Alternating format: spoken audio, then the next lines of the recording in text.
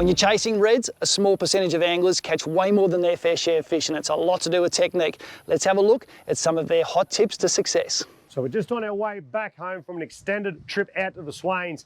And on this trip, we've been lucky enough to have some anglers target red emperor for the very first time. And several of these anglers are lucky enough to actually catch their first red emperor. And we've gone through the process of having to go to new ground that we've never fished before. We've taken our time, searched around on the first day or two, looking for the right ground, the right returns on the sounder. Once we've found them, we know what we've got to do next. Beautiful, mate. Give us that bit bigger one. Just like that, plenty of hook exposure, lots of movement in the water is key to catching reds. Big, long dropper, send it down. Watch this turn into something large. Dropping a large bait down versus a small bait, I'll always pick the large bait. Doesn't mean you're always going to catch the biggest fish. It gives the fish a visual target. They can see it from a lot further out. Obviously they can smell it. There's vibrations coming because it's long, it's moving. So the big baits to me are always my go-to. Just cut a strip that's not very wide, but nice and long. You don't need to feed your hooks at once, maybe twice. There is a lot of pickers around. That's going to get the attention. It's a nice big bait. It's got lots of movement. It has natural presentation in the water. If you use something like a mac tuna, that's my personal favorite bait for them. It's oily. It's letting a slick go out through the water. They're going to come over and suss it out. They're going to come and look at it. But with big baits, we come to our next problem. The problem is, a lot of the time, they're not going to swallow it all down in one go. They're going to sit there. They're going to come and test the waters. They're going to feel it out. So they'll want to pick at it a bit. And this is what throws a lot of anglers off. They aren't patient enough to let the fish eat the bait. You've got a great big bait on. There's a lot of meat there. There's a lot of room between flesh, bait, and hook. So you need to allow for that fish to eat that bait until it finds that hook. And that's the frustrating part. It's the difficult part to train your brain to not strike. You'll feel the bite. It'll get a little bit aggressive. The fish will want to move. You've got to hold tight and wait. And then wait. And when you think, maybe I should strike, just wait a bit longer. Once you've got their attention, they're not leaving. They're staying there. They're staying in the zone. They want to eat your bait. The trick is to not let them know you're attached. I like to often drop my rod tip. I'll feed line out. We've got a bit of swell, right? So we don't want to move the sinker, right? So we go down with swell, keeping your line tight, obviously. Go down with the swell, come up with the swell.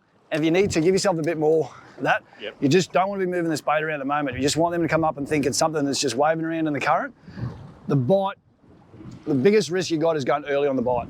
Keep enough tension that will allow you to be connected to that fish, feel what he's doing, or not enough for that fish to feel you. So there's this hard balance there of getting it right. It takes a little bit of work. These fish can't feel the weight of that sinker. If they're feeding aggressively, not an issue. On them days when they're very fussy, they feel the weight of the sinker, they'll feel the weight of your rod, they're gone.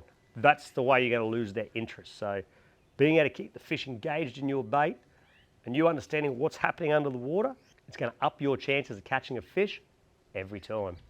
Remember, these redfish love current. When it's running hard, they bite.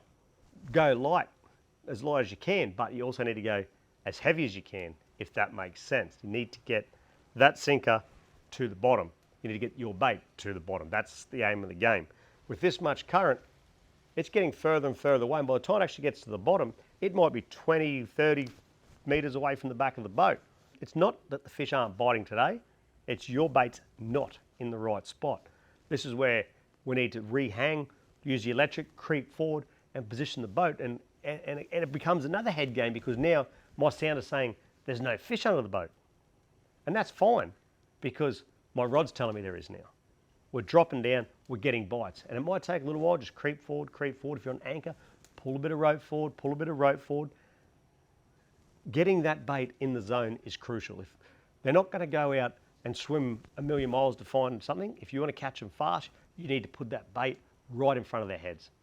Changing tactics when you are fishing, we often will have fish around the boat and they lose interest in our presentation. So trying to go light, try and get light and feed a bait down, hold it in the water column. Obviously this is all current dependent, but sometimes if you can just hold it above them and slowly drop it down, they can see it from a long way away and they'll rise and they'll get interested. It might be sometimes just enough to create a bite. So really every day is different on the water, as we know, but knowing the fact that we have to think outside the square, and if what we're doing is not right and the fish are there, you just got to mix it up. You've got to make it up on the run. You've got to make it up on the day. But if you want to put fish in the esky, you've got to make it happen yourself. Well, that was a bit of chaos. We found a nice mark at speed. We're just sort of still sitting on top of it now, as you can see. All the boys are hooked up. They're getting double photos. Nigel's holding the rod, getting triple photos. That's what we come here for. I love catching these things, but I even more enjoy watching other people. I think we've made a few dreams come true today, and that is the best feeling. It's what this whole trip's about.